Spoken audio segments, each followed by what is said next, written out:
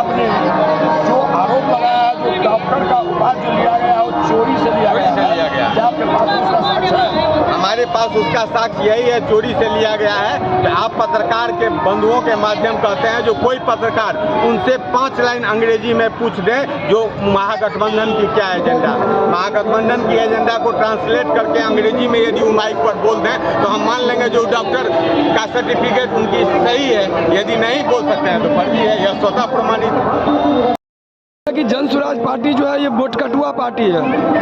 आपको जन सैलाब देखकर पूरे बिहार में जन स्वराज का जन सैलाब देखकर जो 3 वर्ष की पार्टी है, सारे लोग घबरा गए हैं, अमित शाह घबरा गए हैं। और पढ़ाई लिखाई और मूर्ख की बात तो भाजपा के जो उप मुख्यमंत्री हैं बिहार के, जब वो एफिडेविट नहीं बोल सकते हैं, प्रोनाउंसिएशन नहीं बोल सकते हैं, और क्या कर सकते हैं?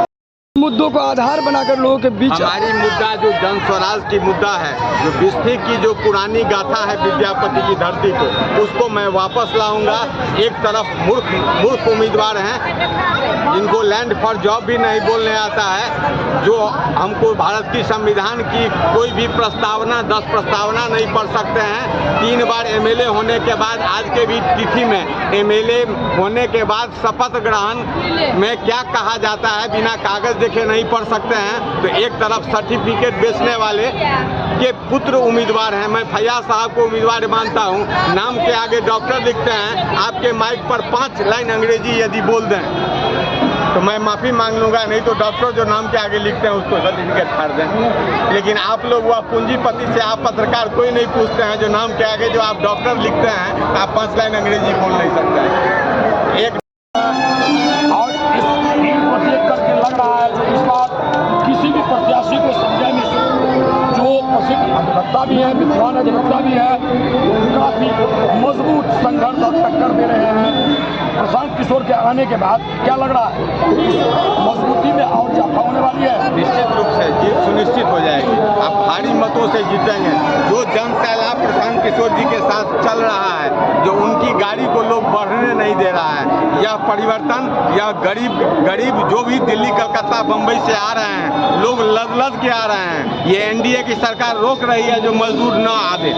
बिहार में पलायन का जो दंश मजदूर झेल रहा है वह देख रहा है, फिर दूसरा प्रशांत किशोर नहीं पैदा होगा बिहार में। इस चलते मैं मजदूरों को, खासकर गरीबों को कहूँगा कि एक बार प्रशांत किशोर को मौका दें, बिहार में शिक्षा बदल देगा। मैं आपके माध्यम कहना चाहूँगा गरीब वर्गों को, लालू कैसे बाप है ये सोचिए, जो एक 9वीं फेल को मुख्यमंत्री बनाना चाह रहे हैं, एक पागल को एगो पार्टी बना के दे दिया, जो तुम आपको चलो आप टिकट बेचो। माझी अपने घरे में 6 गो टिकट बांट दिया। ये लालो सपा वाले अपने पत्नी को ही टिकट दे रहे हैं। तो आप तो कम से कम अपने बच्चे के लिए एक प्रशांत किशोर को वोट दीजिए कि आपका भी बेटा डॉक्टर इंजीनियर हो, आपके पति और बेटा को नहीं दिल्ली बम्बई जाना पड़े। 1500 आज शौचालय में बैठ के बिहारी आ रहे हैं। भारत सरकार ट्रेन की व्यवस्था नहीं कर रही है, इतनी डर गई है, ट्रेन सबको कैंसिल कर रही है, जो बाहर के मजदूर पहुँच नहीं पावे बिहार में, जो बिहार में परिवर्तन हो जाए। स्थिति में 2 ध्रुव के बीच, 2 धाराओं के बीच लड़ाई को आपने आज जैसा कि सुनने में आ रहा त्रिकोणात्मक बना दिए हैं। क्या लग रहा है बिस्फी की जनता इस बार आपकी नई पार्टी जन स्वराज को किस तरह से ले रहा है? बिस्फी में हमारी लड़ाई में आज के तारीख में कोई नहीं है। बिस्फी में नहीं, पूरे बिहार में जो जन सैलाब उठा है बिहार परिवर्तन को लेकर हमारे नेता प्रशांत किशोर जी के नेतृत्व में, उसमें बिहार में ही कोई लड़ाई नहीं है। बिस्फी में कोई त्रिकोणात्मक लड़ाई नहीं है। लड़ाई हमारे और महागठबंधन की, एनडीए कहीं भी लड़ाई में नहीं है। आप बिस्फी के पुराने नेता हैं, परिचित हैं, आपको बिस्फी का पूरा जानकारी है। कितना इस बार आपको लग रहा है जो मशक्कत करना पड़ रहा है अपने चुनाव को लेकर के? मुझे कोई मशक्कत नहीं कर रहा है। मेरे द्वारा बिस्फी में किए गए 25 वर्षों का काम, क्योंकि 2001 में ही मैं बिस्फी में सबसे कम उम्र का मुखिया हुआ था, निर्विरोध मुखिया संघ का अध्यक्ष मैं वहाँ हुआ था, जिला में भी हुआ था। मुझे बिस्फी में कोई पहचान की आवश्यकता नहीं है। जो दोनों व्यक्ति बिस्फी में हमारे प्रतिद्वंदी हैं, वो दोनों हमारे बाद बिस्फी में राजनीति शुरू की हमारे।